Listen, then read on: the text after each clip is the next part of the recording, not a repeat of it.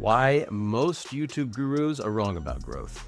Why 800 subscribers can outperform 20,000. And how to build an audience that actually pays. Okay, let me show you two different YouTube channels. Channel A has 20,000 subscribers. They post consistently, they get decent views. By every metric the YouTube gurus tell you to track, they're winning, right? Channel B has 800 subscribers. By guru standards, they're a failure. But here's the thing. Channel A makes 2,000 a month. Channel B makes 40,000 a month, right? So think about that for a minute. The channel with 800 subscribers is making 20 times more than the channel with 20,000 subscribers. How is that possible? Because the gurus are wrong, right? They're teaching you the wrong game. They're teaching you to chase subscribers, to chase views, to chase watch time, to grow your channel, right? But growth for growth's sake is meaningless. A big audience that doesn't buy is worthless. A small audience that's perfectly aligned with your offer is a goldmine. In this video, I'm going to dismantle the growth advice you've been fed by YouTube gurus. I'm going to show you why most of it is wrong, and I'm going to give you a completely different framework for thinking about your channel. One that prioritizes revenue over reach, clients over subscribers, and quality over quantity. On this channel, we help business owners grow YouTube channels that get high-ticket clients, not just subscribers, right? And we do that by ignoring almost everything that the YouTube gurus tell you, right? By the end of this video, you're going to understand why the advice that works for influencers will destroy your business channel, the critical difference between growing your audience and growing your revenue, why you should actually be repelling most viewers and how to do it strategically, the only metric that actually matters for a business channel, it's not subscribers, right? How to build a small, hyper-targeted audience that generates more revenue than channels 10 times your size, right? Sounds contrarian. Maybe this goes against everything you've been taught. So if we're not chasing views and subscribers and likes, then what are we chasing? If you're a coach or consultant who's too busy serving clients to create consistent content, and you want to see how we build your YouTube authority machine completely done for you, I made a video breaking down the entire system. Check out the link in the description below this video. Why the gurus are wrong. Most YouTube gurus are influencers, right? Their business model is built on views, okay? They're getting paid for views. So they're looking at CPMs, things like that. They make money from AdSense, right? Sponsorships and affiliate deals. If you're running a business, this is not really what you're doing. For them, more views equals more money, right? More subscribers equals more views. So their advice is grow your audience as big as possible. The advice makes perfect sense for influencers, but you are not an influencer if you're still on this channel. You're a business owner selling to high-ticket clients. Your business model is completely different. You don't make money from views. You make money from clients, and the clients don't come from having a big audience. The clients come from having the right audience. This is the fundamental disconnection. The gurus are teaching you how to win the influencer game, but you're playing the business game.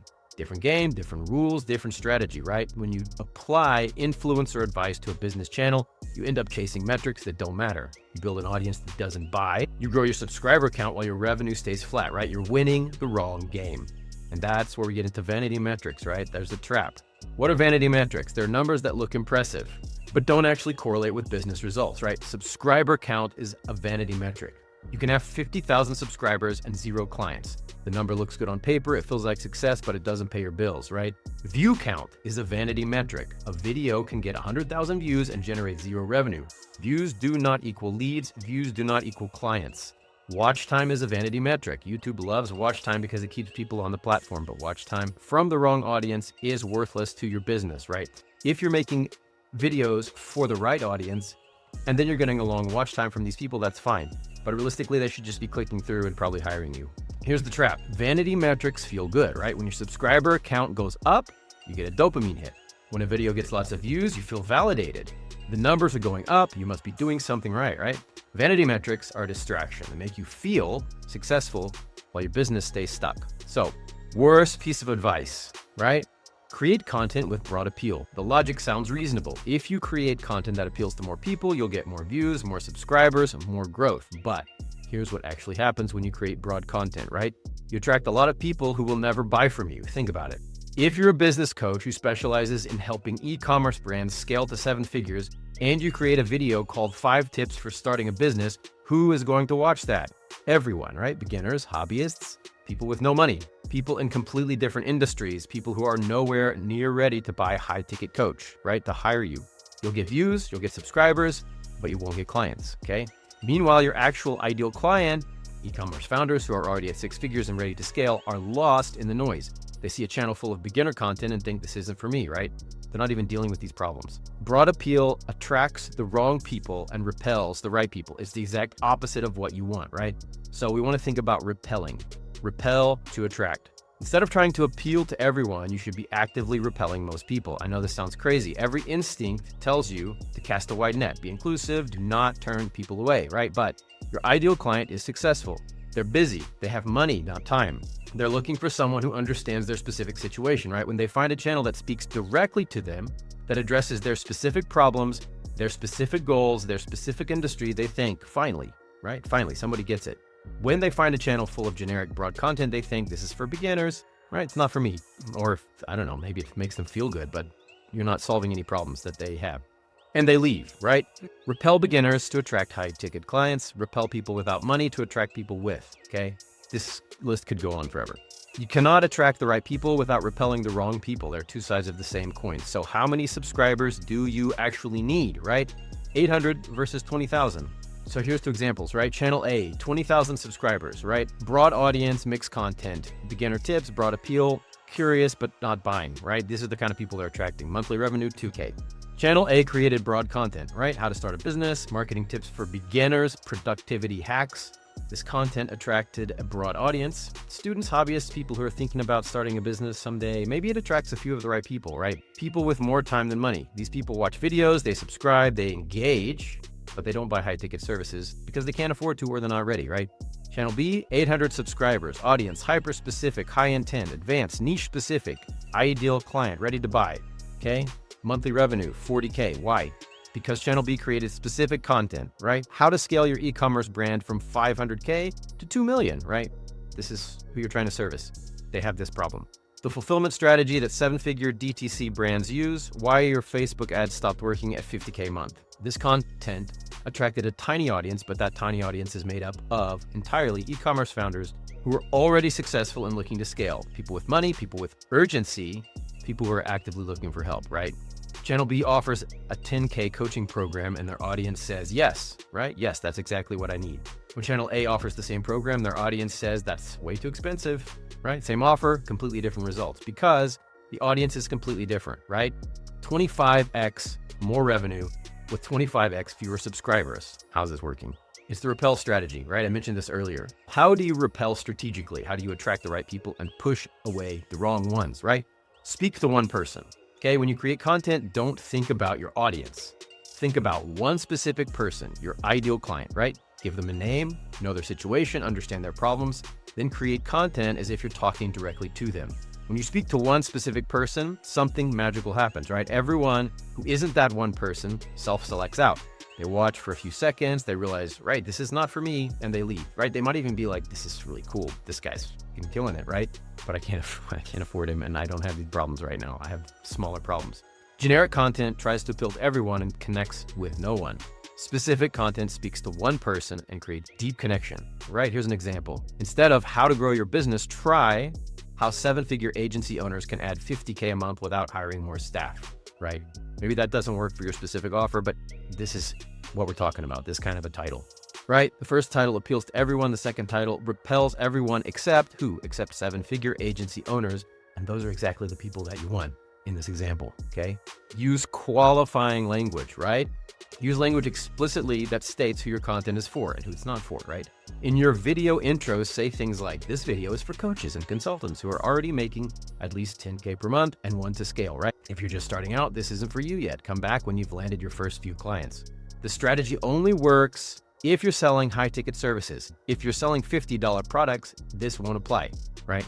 This language acts like a velvet rope. It signals to the right people, you're in the right place, and it signals to the wrong people, this isn't for you. Some creators are afraid to do this, right? They think, but I'll lose viewers. Okay, you will. Yeah, that's the point. You will lose viewers who were never going to buy anyway, and you'll gain credibility with your viewers who are actually your ideal clients. When an ideal client hears you say, this is specifically for people like you, they trust you more. They know you understand their situation. They know you're not just trying to appeal to everyone, right? Go deep, not wide, right? Beginner content is wide. It covers the basics. It appeals to lots of people, but it attracts beginners, people who are just starting out, who don't have money, who aren't ready to hire. Advanced content is deep. It covers sophisticated strategies. It assumes knowledge. It appeals to fewer people, but it attracts experts who have money, who are ready to invest in growth, right? The deeper you go, the more valuable your audience becomes. When you create advanced content, beginners bounce. They watch for a minute, get confused, and leave. Good, right? Good. They weren't going to buy anyway. But advanced practitioners, they find your content and think, finally, someone who's not dumbing it down, someone who actually knows what they're talking about, right? These are the people who hire high-ticket coaches. These are the people who invest in premium services. These are the people who become clients. The gurus, right, tell you to create beginner content because it gets more views, but views from beginners are worthless. Go deep, attract the people who can actually pay you. Think about how you're signaling quality. Okay, free tips for beginners? No. Okay, that's people who expect things for free, people who will balk at premium prices. If your content signals strategic insights for serious professionals, you will attract people who value expertise, people who pay for quality, and people who see premium prices as a sign of value, not a barrier, right? It shows up in subtle ways. The topics you choose, the language you use, right? Tips and tricks sound cheap, right? Strategic frameworks sounds premium.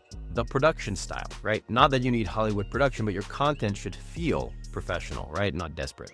Every piece of content you create is sending a signal about who you are and who you serve. Make sure the signal attracts buyers, not freebie seekers. Revenue per subscriber, okay? If you're gonna track one metric, track this. Revenue per subscriber tells you how valuable your audience actually is. It cuts through all the vanity metrics and gets to what matters. Are the people on your channel actually buying, right? Here's how you calculate it. Take your total revenue from YouTube sourced clients and divide it by your total subscribers, okay? So when we're looking at the two channels, the two example channels, right? Channel A, $2,000 in revenue divided by 20,000 subscribers equals 10 cents per subscriber, right? Channel B, $40,000 in revenue divided by 800 subscribers equals $50 per subscriber. Channel B's subscribers are 500 times more valuable. This metric reveals the truth that vanity metrics hide. A channel can have massive subscriber growth while revenue per subscriber stays flat or even declines. That's a channel that's growing in the wrong direction. A channel can have slow subscriber growth while revenue per subscriber increases. That's a channel that's getting more targeted, more aligned, and more valuable, right? Stop celebrating subscriber milestones. Start tracking revenue per subscriber, right? That's the number that pays your bills, okay? Wrong growth. When your subscriber count goes up, but your revenue stays flat, you're attracting more people, but they're the wrong people, and your channel is getting bigger, but your business is not, okay? Do not celebrate wrong growth. Do not congratulate yourself for hitting 10,000 subscribers without asking how much money you're making. When your revenue goes up, even if your subscriber count slowly grows, you're attracting fewer people, but they're the right people, and your channel might look small, but your business is thriving. You should be pursuing the correct growth. Slow, targeted subscriber growth that's perfectly aligned with your offer. Every new subscriber is a potential client. Every video attracts more ideal buyers. Right? Would you rather have a channel that looks impressive but doesn't pay, or looks modest but generates 40K a month, right? It's not a hard choice. Okay, and again, you're not an influencer, right? Influencers are paid for attention. They're paid via AdSense. That's not what we're looking to do here, okay? For influencers, more views equals more money. Subscriber count matters. Watch time matters. Broad appeal makes sense, right? For you, you want to attract your ideal clients, right? Demonstrate expertise and convert them into paying customers.